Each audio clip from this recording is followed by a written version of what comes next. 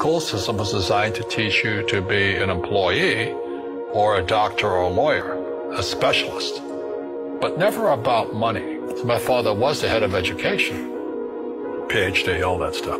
I go home and ask him, said, why don't we learn about money in school? And he looked at me and says, because the government doesn't let us teach that subject. The government tells us what we can teach and what we can't teach. And I thought that was strange. And I said, but aren't we going to school to learn about money? He says, no, your job is to get a job.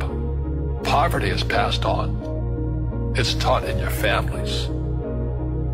And middle class is taught in families. And so the people right now who are sitting at home, who are struggling financially or worried about money or unhappy, they may be making a lot of money, but unhappy with what they're doing, it was probably taught to you.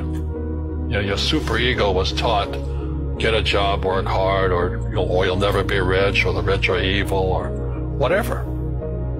If you're poor, you'll always be poor. Money will disappear that fast. Just like most pro athletes, they make millions of dollars, and but 65% are bankrupt 5 years later. It's because they come from poor families. Now you tell them that, they get very angry at you. It's the rich fault. It's you guys ripped me off, and government ripped me off. But unfortunately, what Mr. Lipton was saying, it's passed down genetically. The moment I pay you, you think like an employee. Entrepreneurs work for free. You see people say, well, why don't you give the poor money?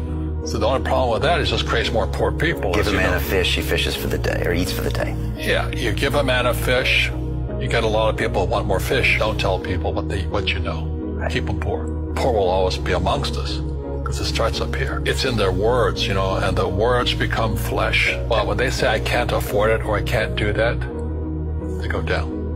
They become what they say. And I meet so many people, I can't afford it. You think I'm made of money?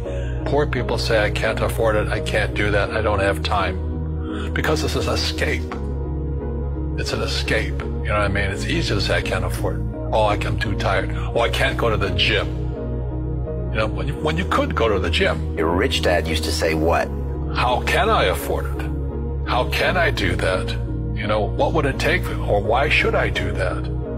He says that a question opens the mind, a statement closes the mind. See, when you say, I can't afford it, your mind shuts down, and you become what you say. We all have fear. To be truthful, we all have fear. It's just how you deal with it.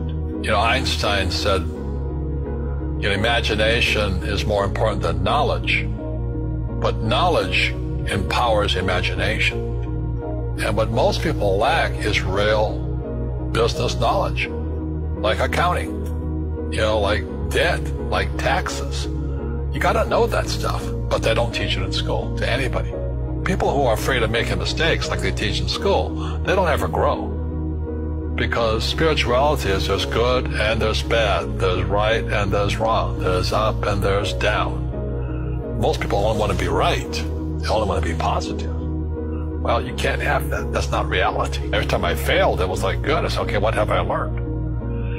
And the average person, the reason they're poor is they haven't failed. They play it so safe. They haven't made any mistakes like they're taught in school. That means they don't learn anything. That's why the school system's actually fundamentally corrupt. It's anti-education. And I think what most people do is they let their parents or their friends talk them out of life. So afraid of failing. But failing is how we succeed.